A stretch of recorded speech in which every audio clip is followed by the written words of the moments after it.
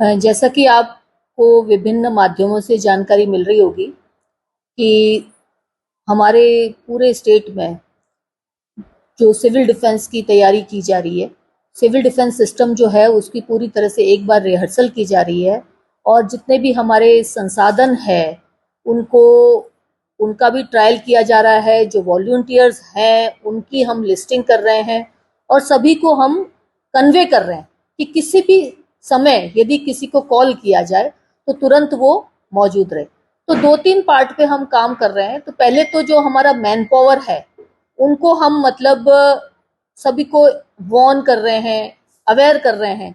तो man power में हमारे पास सबसे पहला तो जो है आर्मी, एयरफोर्स, फोर्सेस अपनी जगह अपना काम कर रही है, परंतु जो सिविलियंस हैं वो हमारे पास सिविल डिफेंस वॉलंटियर्स जो भी जिले में अवेलेबल है उनको हम अवेयर कर रहे हैं। साथ में एक्स आर्मी पर्सन्स बहरोड और बानसूर साइड में हमारे पास काफी बड़ी संख्या में एक्स आर्मी पर्सन्स हैं, उनसे भी हम संपर्क कर रहे हैं। तो वो भी काफी यूजफुल होते हैं ऐसी गतिविधियों में और वो काफी उनको जानकारी भी होती है कि क्या करना चाहिए।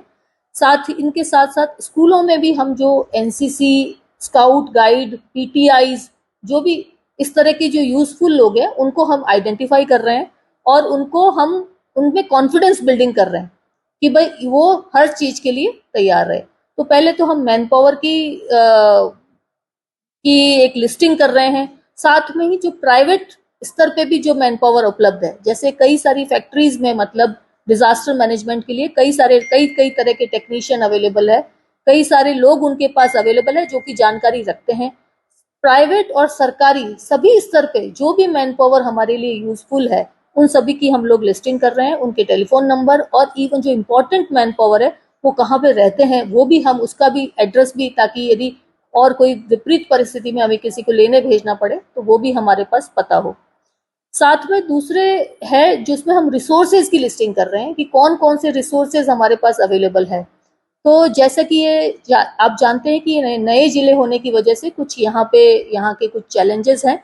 तो साथ में इसीलिए मैंने राज्य सरकार से निवेदन किया था, तो तुरंत ही हमें जयपुर जिले से कुछ रिसोर्सेज मिल रहे हैं और इसके लिए हमने एसडीएम को लेने भेज दिया है रिसोर्सेज के लिए। तो जितना भी सिविल डिफेंस से रिलेटेड जो मटेरियल है हमको पुराने जिले से मिल जाएगा। साथ में ही जितनी भी फैक्ट्रीज में डिजास्टर मैनेजमेंट का जो भी अवेलेबल है उसकी भी लिस्टिंग कर रहे हैं ताकि वो उनसे भी हम प्राप्त कर सकें और उनके मैन पावर को भी यूज कर सके एज वेल एज उनके सामान को भी यूज करें। साथ में जो नगर पालिकाएं हैं, यूएलबीज हैं, उनके पास भी कुछ चीजें डिजास्टर की अवेलेबल है, तो वो भी सारी हमने सभी को लिस्टिंग करने के लिए इंस्ट्रक्शन दिए हैं। इसके अलावा कई सारे विभाग हैं जैसे जेवीएनएल है या पीएचडी है, इनके पास भी कुछ संसाधन उपलब्ध है। कई बार छोटी सी चीज, मान लो सीढ़ी चाहिए, मान लो कोई गैस कटर चाहिए, तो वो सब चीजें किसके पास कौन सी उपलब्ध है और इवन प्राइवेट लोगों के पास किसके पास उपलब्ध है, ताकि आवश्यकता अनुसार उनको भी हम ले सकें और उनके भी जो टेक्निकल लोग हैं उनकी भी हम हेल्प ले सकें। तो वो सब हम लिस्टिंग कर रहे हैं। साथ में जो दूसरा इंपॉर्टेंट काम है वो मॉक ड्रिल का काम है, मॉक ड्रिल और ब्लैकआउट। ब्लैकआउट के लिए मैं जरूर आप लोगों के माध्यम से कोटपुतली की पूरी जनता से निवेदन करना चाहूंगी कि आज हम कोटपुतली में ब्लैकआउट की ट्रायल करेंगे आज रात को, जिसका हमने टाइम भी अभी हमारे तरफ से गवर्नमेंट की तरफ से टाइम भी हमें कन्वे हो गया है। कोटपुतली शहर में जो ब्लैकआउट का टाइम है वो आज रात को 8:30 से 8:45 तक रहेगा। तो उस दौरान सभी आम जनता से मेरा निवेदन है कि वो ब्लैकआउट के समय पूरी तरह से अपने घरों की, अपने व्यवसायों की, अपने मोबाइल की, अपने वाहनों की सभी तरह की लाइट्स जो है वो अपनी स्वेच्छा से बंद करें। ये कोई लाइट ग्रिड से बंद नहीं की जाएगी, लोग अपनी इच्छा से बंद करें और पूरा, यदि एक भी व्यक्ति यदि लाइट जलाता है तो बाकी सबका ब्लैकआउट करने का कोई फायदा रहता नहीं है। इसलिए इस चीज की हमें सेंसिटिविटी डेवलप हो हर आदमी में। एक आदमी सोचे कि नहीं मैं 15 मिनट बिना एसी के नहीं रहूंगा, तो उससे हमारा कोई भी ब्लैकआउट का पर्पस सॉल्व नहीं होगा। तो इसलिए आज हम ट्रायल करेंगे और सभी लोगों को अभी हम पब्लिक अनाउंसमेंट के जरिए शहर में अभी हमने कुछ गाड़ियां, अभी मैंने इंस्ट्रक्शन दी है, कुछ गाड़ियों के माध्यम से पब्लिक एड्रेस सिस्टम के माध्यम से हम शहर की सभी कॉलोनियों को, सभी व्यक्तियों को हम इन्फॉर्म करेंगे कि ये हमारा ब्लैकआउट का टाइम है और उस दौरान हम पुलिस की मदद से ब्लैकआउट को इंश्योर करेंगे, ट्रायल करेंगे। तो आज मॉक ड्रिल के लिए जो सायरन बजाया जाएगा तो वो सायरन उपलब्ध है, काफी सायरन की। भाई जैसा कि मैंने आपको बताया, कुछ संसाधन हमारे पास उपलब्ध नहीं है, तो उसके लिए वैकल्पिक चीजों को उपयोग किया जाएगा। आज का तो टाइम चूंकि पहले से तय हो गया है, हम अभी से पब्लिक एड्रेस सिस्टम के माध्यम से कन्वे कर देंगे। और यही है, जो संसाधन कुछ दूसरी फैक्ट्रियों में उपलब्ध है तो वो भी हम पता कर रहे हैं, उनके संसाधनों को जैसे भी यदि यदि पोर्टेबल संसाधन है तो हम उनको तुरंत अपने पास ले रहे हैं उनको, ताकि उन संसाधनों को उपयोग कर। और सायरन उपलब्ध हो जाएगा, नहीं होगा तो हम अन्य संसाधनों को पब्लिक अनाउंसमेंट के लिए यूज करेंगे। जैसे ब्लैक आउट की आपने बात की है, तो ये विद्युत विभाग से भी उसको कवर किया जाएगा?